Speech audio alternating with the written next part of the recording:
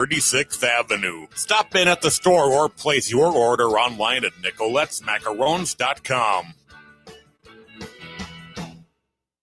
Portions of the following program may be pre-recorded.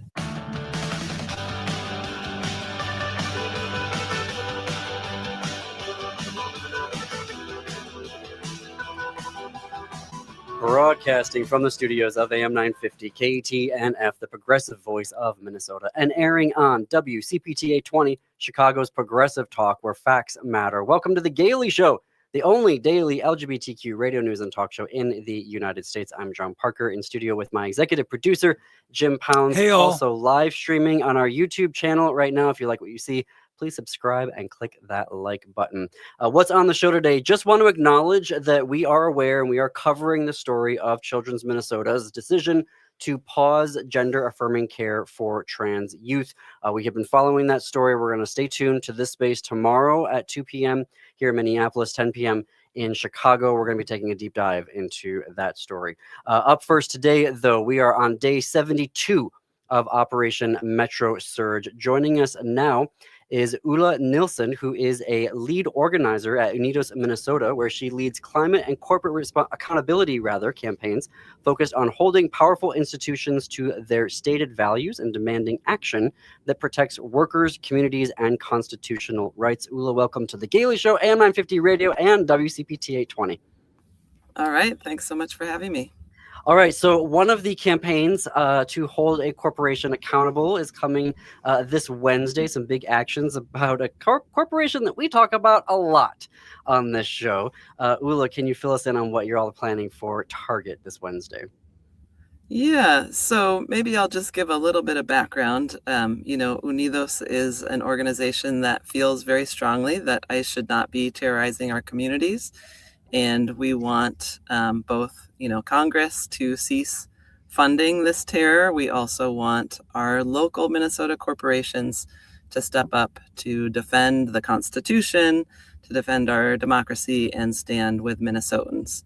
As I'm sure folks know, in every neighborhood across the Twin Cities and beyond, Minnesotans are bravely standing up to ICE.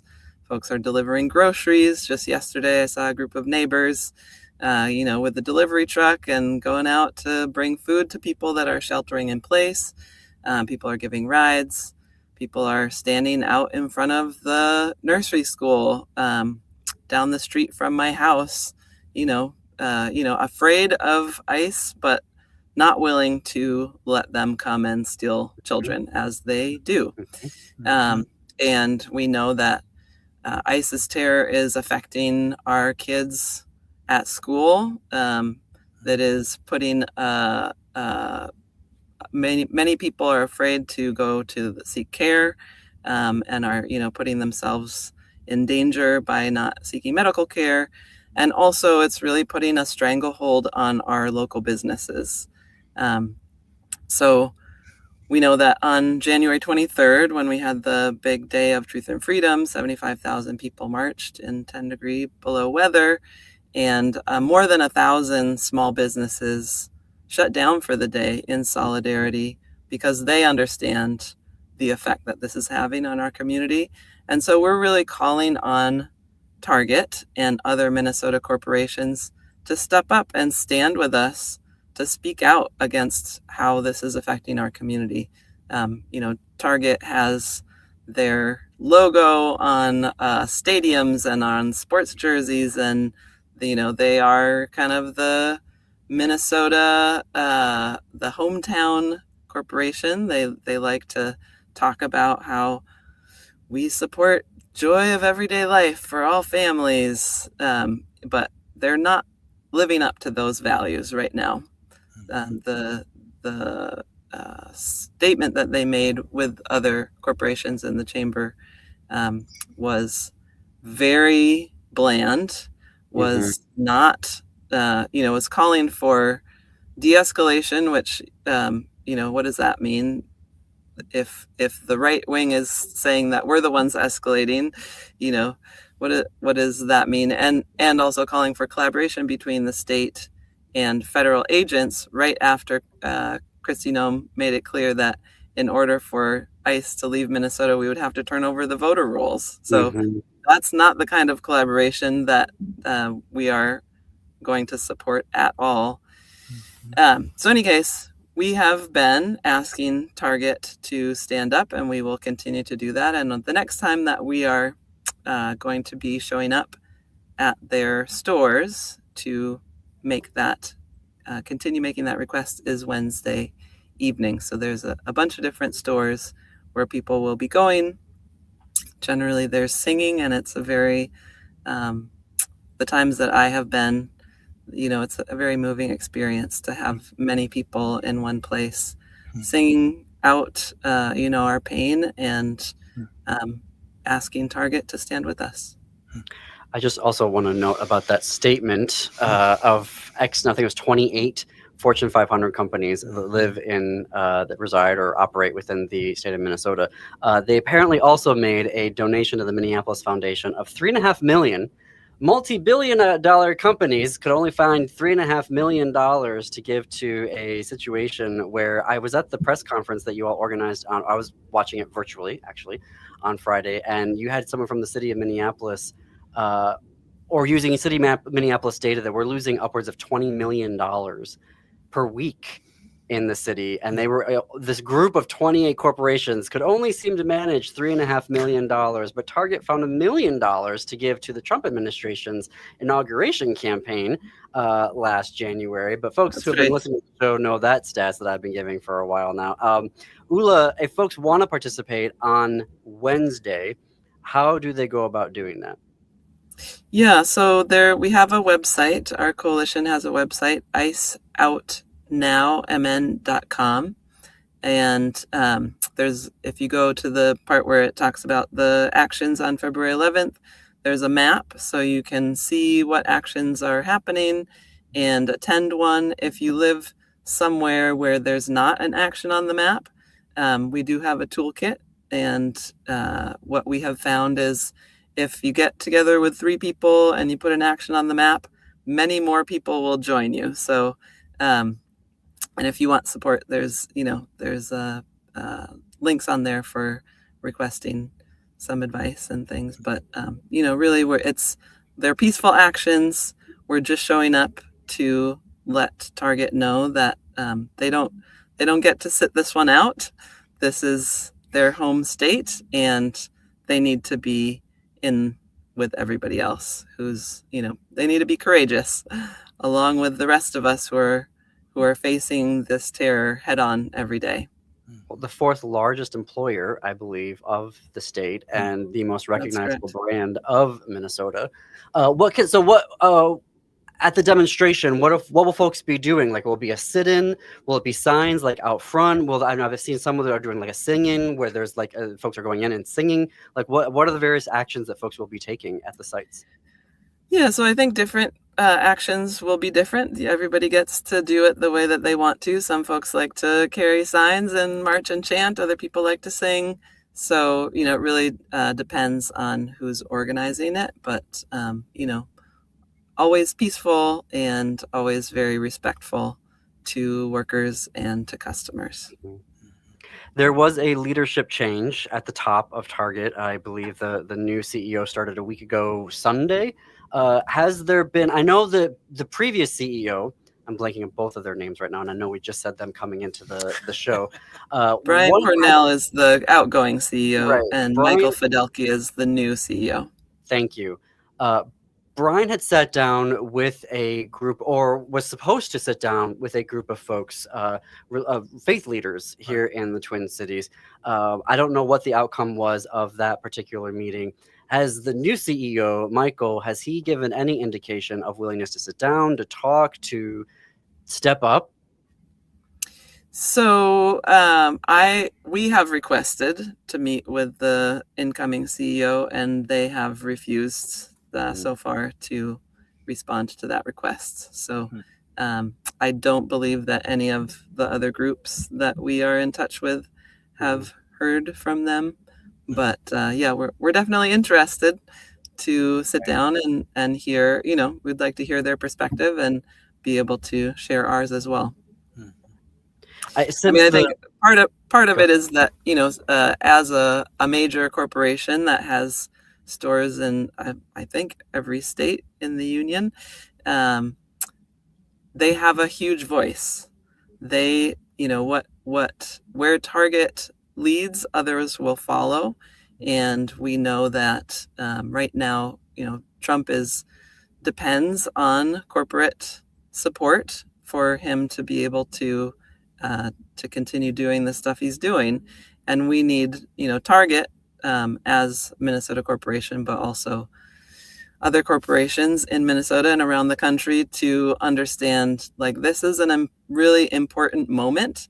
If we ignore what the Trump administration is doing, trampling on our constitutional rights, that sets a really bad precedent. Like, they are already, talking like the midterm elections could be stolen if it doesn't go exactly the way that we want it to. However, we know that their administration right now is very low in the polls, not supported. And so for corporations at this moment to remain silent and try to be neutral, essentially they are saying, we don't care about democracy, which is something that we've heard from, for example, Peter Thiel from Palantir, who has several of his folks now in the Trump administration, saying that freedom and democracy are not compatible. Like, they are pretty openly not interested in democracy. And if we care about that, which I do very strongly, that is, I want my family, my kids, to grow up in a world where they get to have a voice, and where, people that look, all kinds of people have a place and can be respected, and human dignity is valued, and that, our constitutional rights against illegal search and seizure are something that matters. Like, we need corporations to speak up. It's imperative that they do so. I thought they would have when they were allowed their store to be used by Gregory Bovino as a propaganda site, but for his, whatever he was doing, all the nonsense, all of the illegalities that he was doing while he was here. Briefly, I've got about 20 seconds left, Ulla. There's also, where can folks go to, if they want to take actions for the Week of Truth and Freedom, which is supporting local business associations right now? So you can find more information about that also at iceoutnowmn.com. And yes, as if you can find a local business that's open, support them. I gotta go. Thank you, Ulla. It was so great to meet you. I think we'll have someone back here from Unidos next Monday. Thank you for your time. Thank you so much. Bye-bye. Bye-bye. Would you let animals pick your insurance? Do you really need to experience?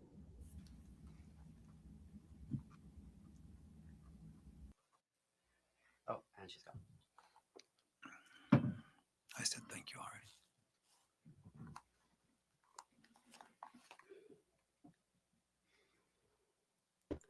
Here's Sam. Sam will not be surprised that I didn't handle time well. Hey, Sam. Sam is getting worse at handling time, so I don't know what to expect. If it just gets to be too much, just throw your hands up and walk. Just leave. Okay, noted. Yeah, just. So hello. We don't have. I can't spend a lot of time on this, but where are you going to first on your European tour? I say So I have smoothing with three jealousy. different talks in the UK. First in Manchester, and then I'm going to Berlin. This is over my spring break, so Fun. Wow. Yeah. You might be dealing with a whole new prime minister in the UK when you get there. True. I have to say I have not been following the news there very closely, but I did see rumblings. Yeah. It might be as soon as today, which would be great because he is as effective and feckless as a wet noodle. So, bye, Starmer. And like super anti-trans too. When I was like, okay. Yeah. I mean, Starmer is terrible. Bye. He's a horrid. I mean, it's just Tory light. Yeah. I'm like, what is the point of having a Labour government if you're basically going to be A conservative. Anyway, okay, we've got just over a minute rather before we get started. So it is great to see you, and we'll talk in a second. Wonderful to see you. T'aimes Minnesota et je t'aime Nicolette's. I love Nicolette's macarons too. Share the love at nicoletsmacarons.com, and happy Valentine's Day, Minnesota. This is Chad, owner of AM 950. I've been telling you about my friends at Snap Construction, who are arguably the most well-reviewed exterior construction company in the metro. Don't just take my word for it. Take a look at all their reviews online. Winter is the most cost-effective time of the year to complete your construction project. A majority of Minnesotans choose to have their work completed on their home in the summer when they should be enjoying the weather. As a result, the demand for labor in the summer is much higher.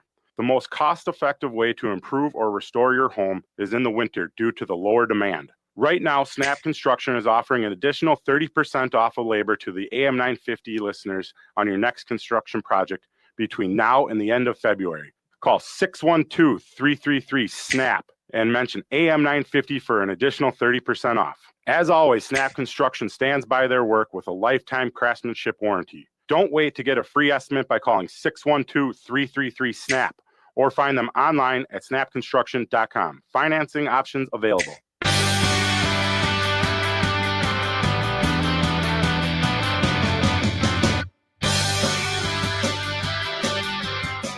Welcome back to the Daily Show. I'm John Parker, in studio with my executive producer, Jim Pounds. I feel like I'm back in my TV days where it's just like one thing after another. Like I'm just constantly chasing after the clock.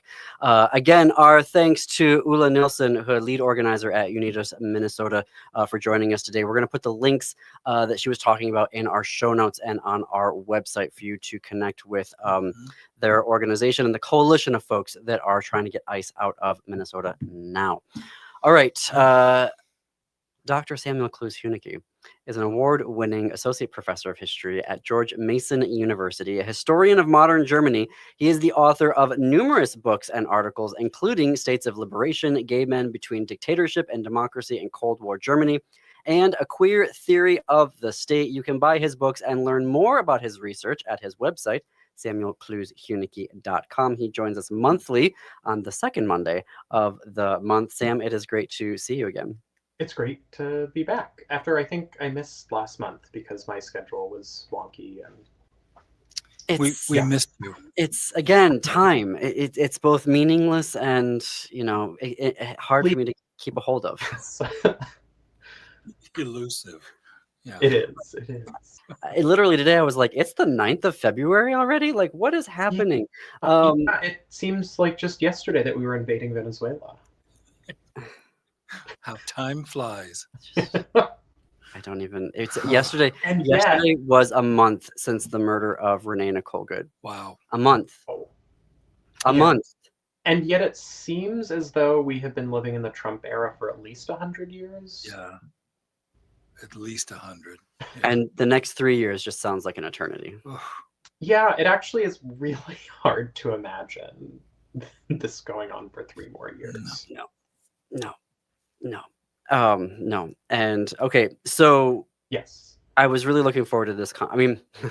I really like talking to you, Sam. I don't know if I'm really looking forward to the topic of this conversation that I'd like to ask you about today. We're on day 72 of Operation Metro Surge, and we hear a lot of folks talking about ICE functioning as Trump's secret police. And I think, when we look at how ICE agents, not necessarily officers, went from 5 months of training to 47 days of training, and not so subtle nod to the 47th president of the United States, how they are basically everywhere now and given every permission that they ever wanted to give to, regular cops and, deputies and sheriffs. When we hear that they're functioning as a secret police, though, I'm like, oh, we've got Sam coming up, and Sam is a modern historian of Germany and has studied the SS under the Nazis and the Stasi under the East Germany Democratic Republic. And so let's start here with this idea of Trump as secret police, because we've also got some Democrats who basically are like, well, we could just put some body cameras and some badges and get some warrants and then everything will be fine again with ICE. So help us think through this department and how it's functioning, and what is the correct historical analog to all of this? Oh dear. I just wanted to quickly mention a meme I saw recently that really resonated, which was Republicans saying, we're disappearing our political enemies in unmarked vans, and the Democrats say, "Mark the vans."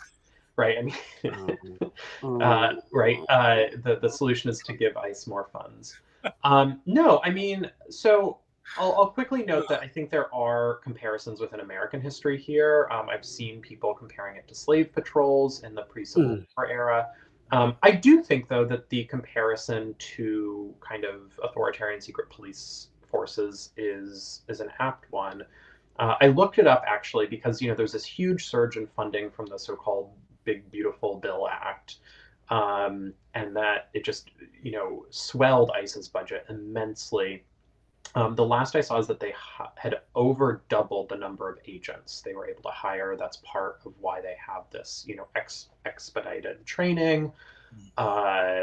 Basically no training as far as I can tell. They're hiring anyone. There was a journalist who applied for a job as a lark and actually was hired, despite the fact that they have been very critical of ICE. So very little background checks, etc. Even with that surge, it's still quite small, both in absolute terms and in percentage terms, compared to other famous German secret police forces, namely the Gestapo in Nazi Germany and the Stasi in East Germany. Best I could find is there's about 22,000 ICE agents now. At its height, the Gestapo had around 30,000 for a population much smaller than that of the US, and the East German Stasi at its height had around 100,000 for a teeny tiny population of about 17 million.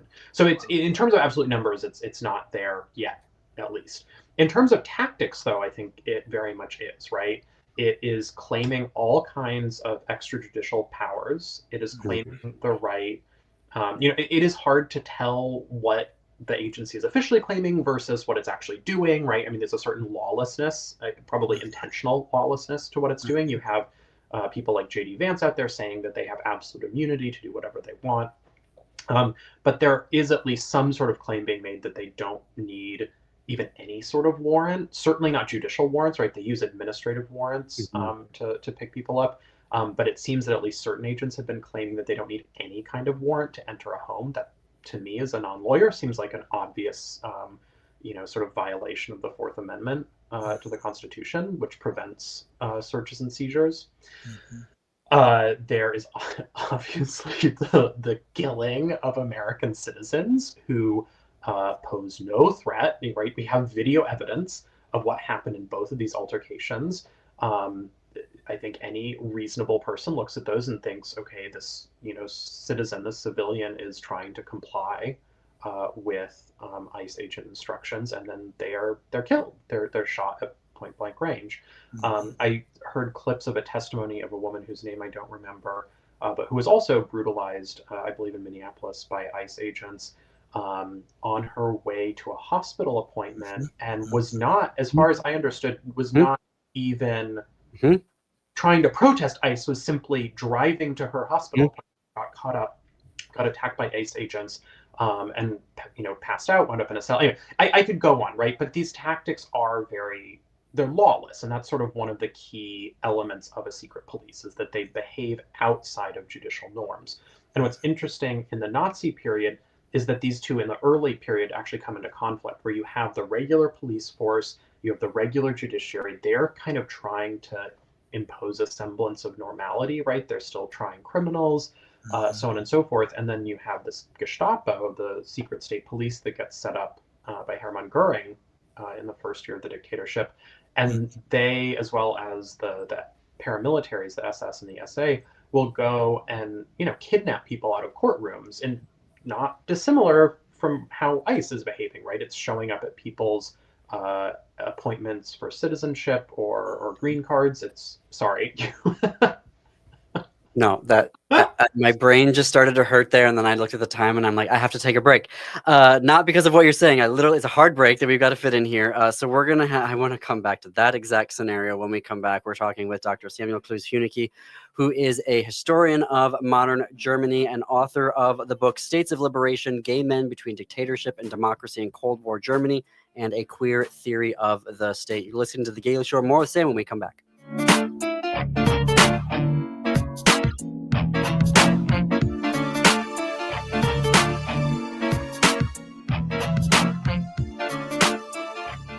Hi, this is Desi Doyen of the Green News Report and the Bradcast. You're listening to AM 950, the progressive voice of Minnesota. Get ready to zoom into a world full of color, música, and alegría at Children's Theater Company. Go Da Go, Ve Pero Ve is a bilingual musical bursting with playful, high-speed energy as dogs drive, swim, and race to the big dog party. This joyful espectáculo blends English y Espanol with expressive physical storytelling. Go Da Go is sure to have you laughing, moving, and howling with delight. On stage January 20th through February 22nd. Tickets at childrenstheater.org. Greg Bakken here. Like you, I love good, fresh, delicious food. So I want to tell you about this treasure in Roseville called Maverick's Real Roast Beef. Maverick's has the best roast beef sandwiches I've ever had. Made fresh every order. Add fries or onion rings dropped in the fryer when ordered, and you have a winning combination. Maverick's Real Roast Beef has a lot more than roast beef, so check out their website, mavericksbeef.com, or check out their restaurant on Lexington in Roseville. It's no secret that medical care costs are soaring, with nursing home and skilled nursing care costs being some of the highest. You don't have to deplete your savings in order to receive long-term care. At Schroman Law, we work with families to develop and implement strategic planning for medical assistance for long-term care, for assisted living, nursing home care, or home-based care. Contact us today to schedule a free consultation at schromenlaw.com. That's SCHROMEN law.com. Hey, it's Patrick for Zero Res. February is the month for love, so when was the last time you gave your carpet the love and attention it deserves? Maybe you've been procrastinating on the holiday post-mortem cleanup at your house. Are you worried if you got down on your hands and knees what you might see or smell? Not only is your carpet one of the biggest investments in your home, but it's also the largest air filter in your home. And what's worse, you're going to be stuck inside breathing this nasty stuff for months. Lucky for you, Zero Res is going to spread the love to you and your home. This month, get 3 rooms of carpet clean starting at just $119 and take $75 off your air duct cleaning. Call my friends at Zero Res right now, 952-ZERO-RES, or go online to ZeroResMinnesota.com and say you want the AM 950 special. A 4.9 rating on Google reviews and over 21,000 satisfied customers can't be wrong. Backward or forward spells the same. Zero Res. With your AM 950 weather, I'm Patrick Lilia. Today, cloudy with a high of 42. Then tonight, mostly cloudy with a low of 30. Pick up your unforgettable box of French macarons from Nicolette's Macarons in Plymouth. Nicolette's is conveniently located off Highway 169 and 36th Avenue. Stop in at the store or place your order online at nicoletsmacarons.com. You're listening to AM 950, the progressive voice of Minnesota.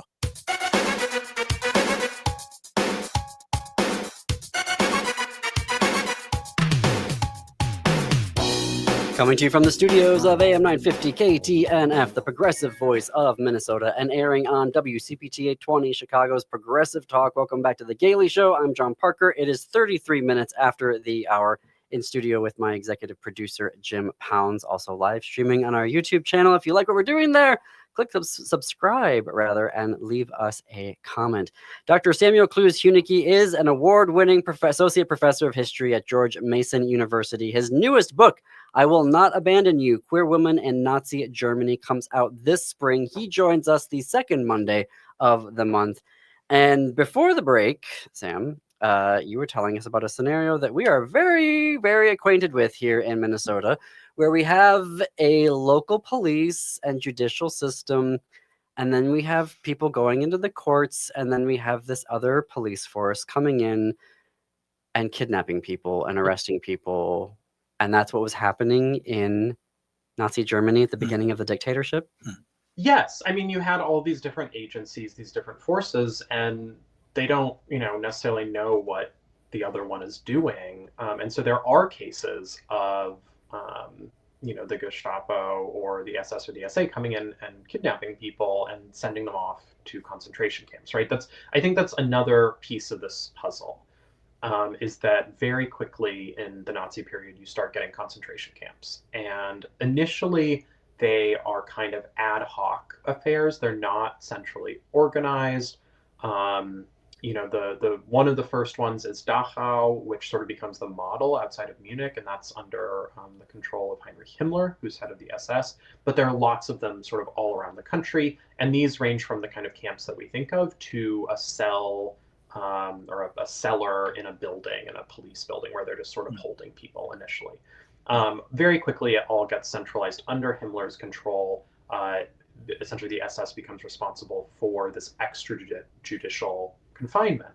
And we've started seeing this already in the second Trump administration, right? We have ICE with its massive kind of, detention centers that already kind of exist outside of the normal judicial sphere. We've seen them transferring people who have been detained to try and evade judicial scrutiny. We've seen them transferring certain people to foreign prisons and concentration camps, right? The whole episode was taken. As far as I know, they haven't continued doing that for the time being. There was enough blowback, but who's to say that they won't try it again? There was, and I didn't follow what happened here, but there was the so-called Alligator Alcatraz in Florida, right? A sort of detention center that they were building. I believe it was shut down over unsafe conditions. Again, it's oftentimes hard to figure out what's really going on here because this is an administration that does not prize any sort of transparency. But I think essentially the idea that there are certain people who exist outside of the protections afforded to citizens, and to them you can essentially do whatever you want, right? This is this whole argument about, do immigrants in this country, do quote unquote illegal immigrants have rights of due process? And what continually astonishes me about the people who say, well, no, they're here illegally, is not understanding that that means the government can come up to anyone, any one of us, any one of them, making that argument, say, you are here illegally, we are whisking you off to one of these detainment camps. And if you say, no, I'm here legally, give me a chance to prove it, I'm a citizen, they can say no, because they have already decided you are illegal, therefore you have no rights of due process, you therefore have no opportunity to prove that you are here legally. And that's an authoritarian mindset, right? I think any system that divides people into certain classes and accords different rights to those classes is already one step down the path to authoritarianism. And the other thing that I really want to emphasize here is that this has all become much worse in the last year, but none of this started with Trump, right? The entire border regime and apparatus embodied in agencies like ICE and CBP, that has been a bipartisan effort, right? The fact that these are agencies that are legally granted the right to essentially operate within, I believe it's 100 miles of any border, but that includes international airports. I forget the exact number, but some huge percentage of Americans live within this sort of special zone where ICE and CBP can operate, and they are given extra leeway. I mean, they're not wrong in the assertion that they do get extra leeway, and they are able to some extent to sort of trample on people's protections in the Bill of Rights under the theory that they aren't actually enforcing laws, they are enforcing sort of immigration regulations. It's the same reason why you don't have the same rights when you are coming through a border, whether that's a physical border or coming back to the US from abroad. So this is, I do want to emphasize that this isn't just coming out of nowhere. This isn't just being sort of birthed out of Republicans or Trump's brain, but actually has a much longer history that is essentially the history of modern border control, both in this country and in most modern countries. I think So the thing, so if I'm looking at the numbers right, Biden deported 685,000 people in his final year in office, and Trump only managed like 620 or 630, low 600,000s.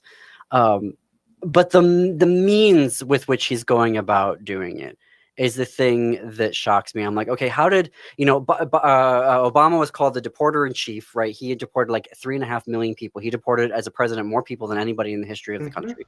Biden got his 685,000 in the last year, even though apparently he was open borders and just letting everybody in. I don't. This thing existed and it's been bipartisan. Does this mean that Biden had the opportunity to use ICE this way and just chose not to? Or has Trump and the administration fundamentally changed how ICE is working and trying to make it into their version of a U.S. version of a secret police? I think here we're to some extent running up against the limits of my knowledge, where I don't have like an intimate understanding of how Biden was using it. I mean, I knew, right, that the deportations were not stopping despite Republican propaganda.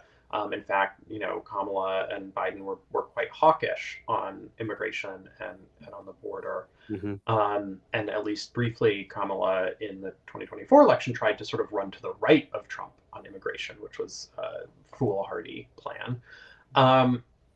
So in that sense, it was bipartisan. My sense, though, is certainly the rhetoric is changing, right? The way that the Republicans are talking about migration has continued to radicalize. Again, this talk of ICE agents having absolute immunity, the huge increase in ICE's budget, the huge recruitment drive where they're getting all kinds of people who are probably not qualified. I have also read concerns that there are right-wing extremists who are now entering ICE in greater numbers. I don't know if those concerns are substantiated, but it's certainly believable.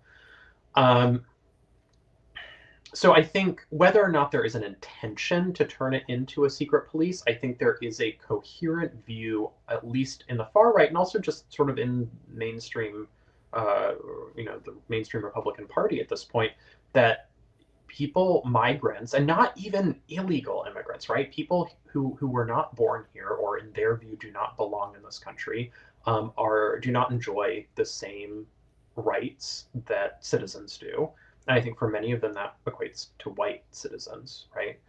And that ICE and these other agencies have the ability to identify and detain and deport these individuals, right? I mean, there's also the claim that people who are born in the US are not automatically citizens, which is written in plain text in the 14th Amendment. So I do think there is a kind of coherent approach to all of this that, again, whether or not the goal is to create a kind of authoritarian society with ICE as a secret police force, it certainly, both the goals of creating this outsider group that you can sort of assault with impunity, and the methods to do so are very reminiscent of authoritarian regimes. We're talking with Dr. Samuel Clowes Huneke, author of the upcoming book, I Will Not Abandon You, Queer Women in Nazi Germany. Can we come back to the haphazardness of the camps when they were getting them started under the Nazis? Yes. Here, I get very nervous about the comparison. And I say that as, the grandson and great-grandson of genocide survivors of the Armenian genocide, where there were quasi-camps, basically, if they even got to them, right? They were marched through the desert and most people just died on the marches before they even got to the camps. But we do see they're buying up warehouses and big buildings, essentially, not even just as big a building as they can find, a whole network of them. They had them, they're buying more of them. We're starting to, one of our representatives, Representative Kelly Morrison, District 3 here in Minnesota, went in 3 times last week into the Whipple building here and was like, this is unacceptable. There are no medical protocols. The food is terrible. Like, people don't have beds to sleep on. Like, this is not a detention center. We're seeing situations, because they don't believe in vaccines, where you're basically creating incubators Right. I think some vaccines. sort of outbreak in the Dilley facility in Texas where children are being. Yeah. But they're creating incubators, like you said earlier, like people are being flown in there. We know this here from Minnesota. They're arrested at 10 a.m. and they're in Texas by 4 p.m. They may get, incubated there, catch measles, and then immediately they're flown somewhere else so the lawyers can't find them, to Colorado. So we're basically creating this network of viruses in addition to these detention centers, which are basically creating humanitarian crises. So I get nervous, though, wanting to go like they're creating a concentration camp system, but they are clearly creating some type of warehousing for humans that is subpar, that has documentation of worms in food, polluted water, no access to medical care, no access to lawyers. Like, how should we be thinking about this network? Is the Soviet Gulag system the right way to think about it? Like, what is this? No, I mean, I don't think concentration camp is the wrong term for this, right? You are extrajudicially taking people and you are concentrating them in a camp, right? I mean, not all concentration camps are death camps, right? Not all concentration camps have or gas chambers. And in some sense, I think that our misunderstanding of the Holocaust has done us a real disservice here, where we have this idea that, 6 million Jews were all gassed at Auschwitz, which is, 6 million is the correct number, but that's not how most of them died. You have the so-called Holocaust by bullets, where SS and army and police officials were literally just shooting tens of thousands of Jews a day on the Eastern Front. You also have, and this is where I think the comparison is much more apt, right? You have concentration camps and ghettos in particular that are established for Jewish people in Eastern Europe after the invasion of Poland and then the Soviet Union. They are crammed together in unsanitary conditions. The Warsaw Ghetto had around 400,000 people in, I want to say 1 square mile, but that might be wrong, in a teeny tiny, territory within Warsaw. These were, city sectors where they were walled in, they were not permitted to leave. There was very poor sanitation, there was not enough food, and there were outbreaks of diseases. And so I think the comparison is quite apt, even if the goal is not explicitly extermination. It doesn't really matter. These are inhumane conditions that human beings are being forced to live in. Human beings who largely have done nothing wrong, right? Most of these people we know are not charged with any crimes other than having come into this country illegally, which, as is repeated ad nauseum, is not a felony, right? This is a misdemeanor. Right. Moreover, and this is another thing that I think is quite disturbing Ooh. Oh, yes. Heartbreak. Hold that thought. Hold that thought. We're going to have more with Dr. Samuel Clowes Huneke when we come back. You are listening to The Gailey Show on AM 950 KTNF, the progressive voice of Minnesota, and WCPTA 20, Chicago's progressive talk, where facts matter. More with Sam after this break.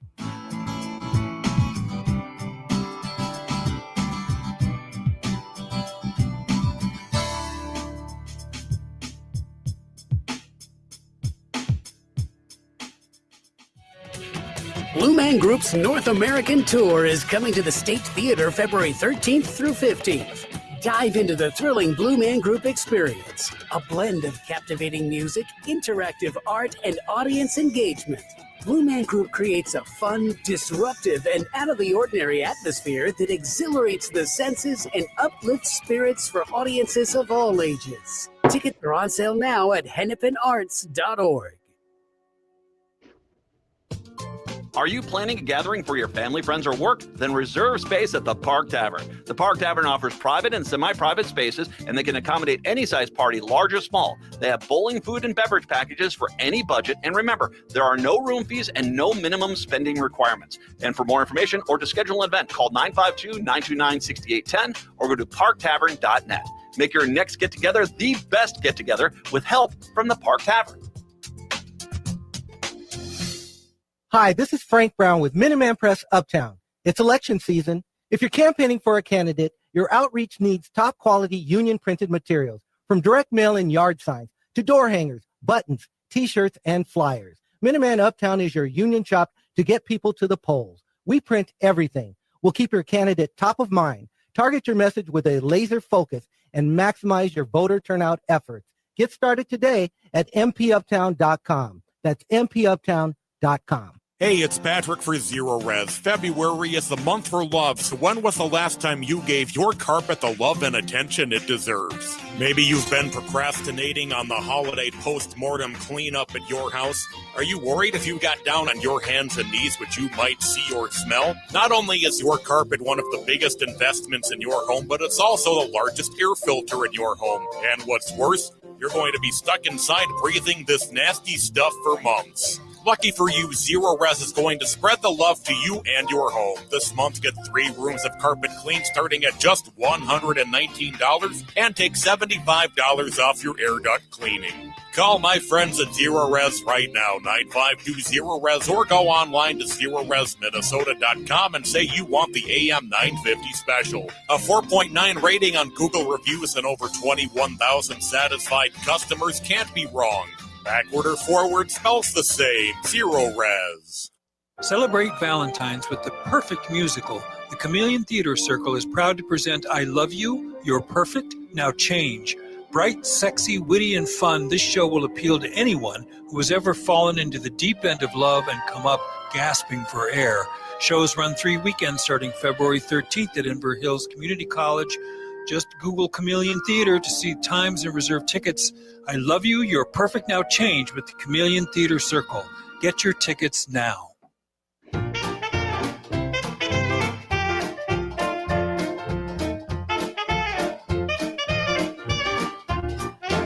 Welcome back to The Gailey Show. We're coming up on the top of the hour. Dr. Samuel Clowes Huneke is an award-winning associate professor of history at George Mason University. His newest book, I Will Not Abandon You, Queer Women in Nazi Germany, comes out this spring. He joins us the second Monday of the month.